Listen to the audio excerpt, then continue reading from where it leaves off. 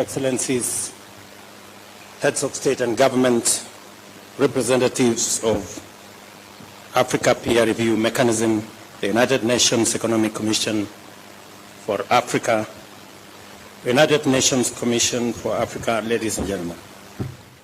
The time has come to rewrite our history and reclaim our narrative and charge the African Renaissance forward. Esteemed colleagues, our urgent calling is to fulfill our duty to Africa's people and ensure that our continent takes its rightful place in shaping global progress in its full capacity and potential, both as a people and as countries. That is why we are gathered here today.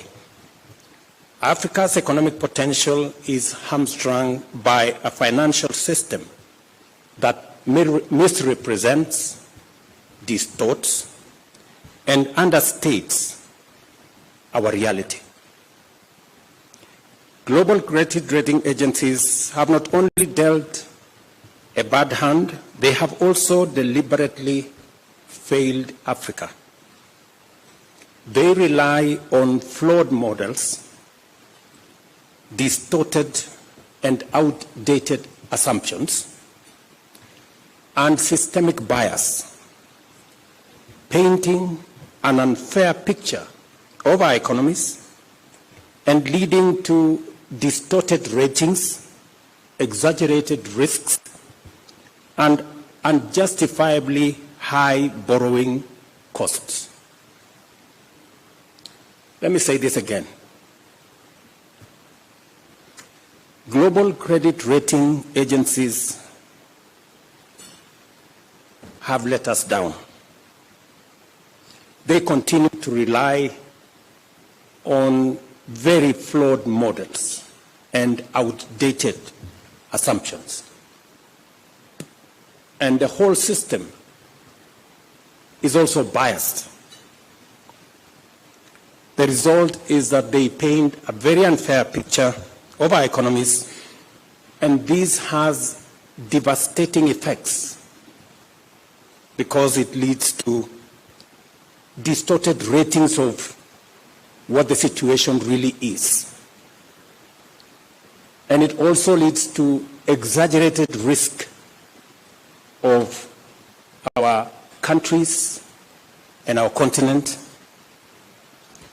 And obviously, that leads to very high borrowing costs.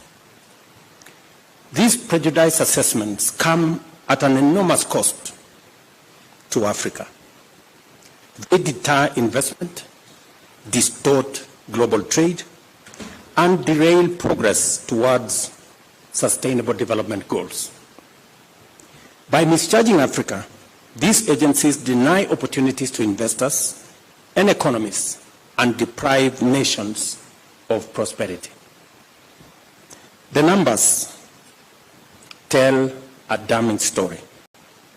The Africa Peer Review Mechanism and the United Nations Development Programme place the cost of biased credit rating at a staggering $75 billion in lost opportunities. In a continent abundant with natural wealth, vast arable land, billions in diaspora remittances, and the world's largest carbon sinks, credit rating agencies have delivered 94% of all downgrades in the past decade, while arbitrarily designating only 2 African nations as investment grade.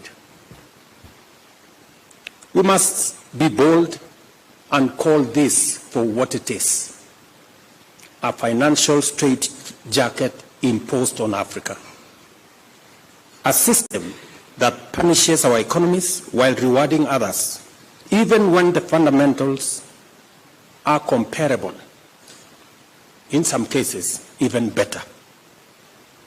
Excellencies, The foundations of global finance are supposed to be anchored on principles of fairness, transparency, and merit.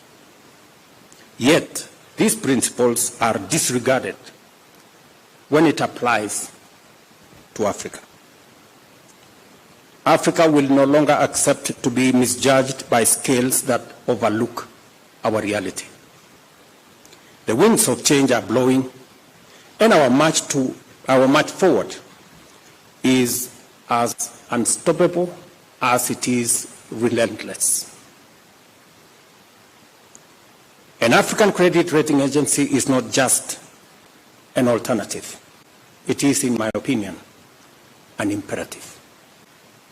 This agency must be globally credible and backed by rigorous, credible data and driven by high reporting standards.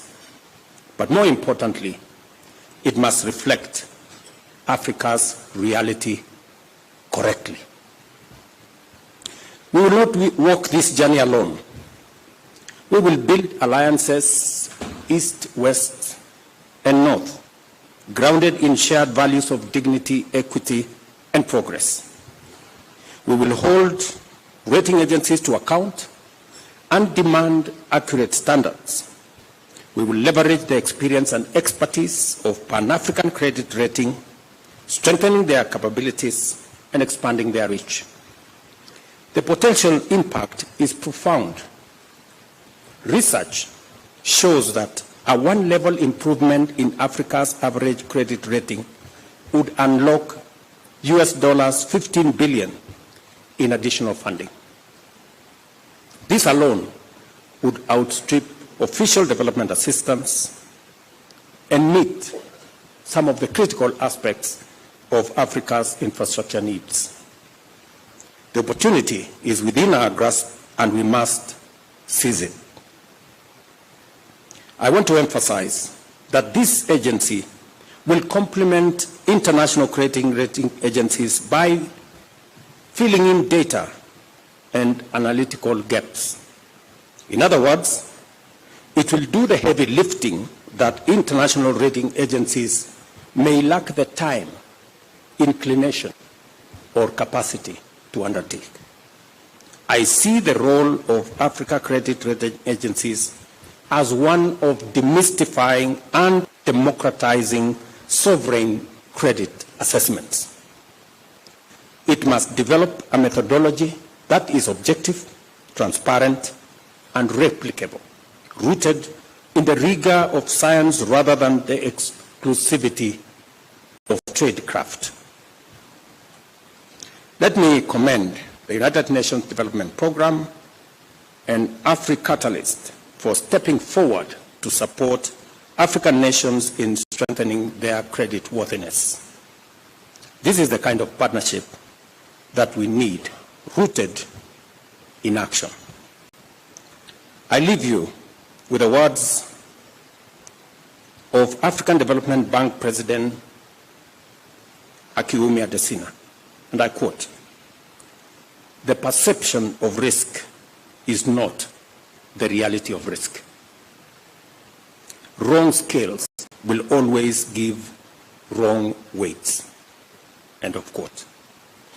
It is time for Africa to use the right scales, one that reflects its true weight. The African Credit Rating Agency will do just that.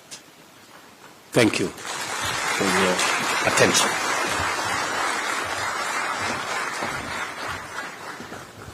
Thank you very much, Your Excellency, on your call for Africa to rewrite its history and end the very costly unfair rating system, which costs about $75 billion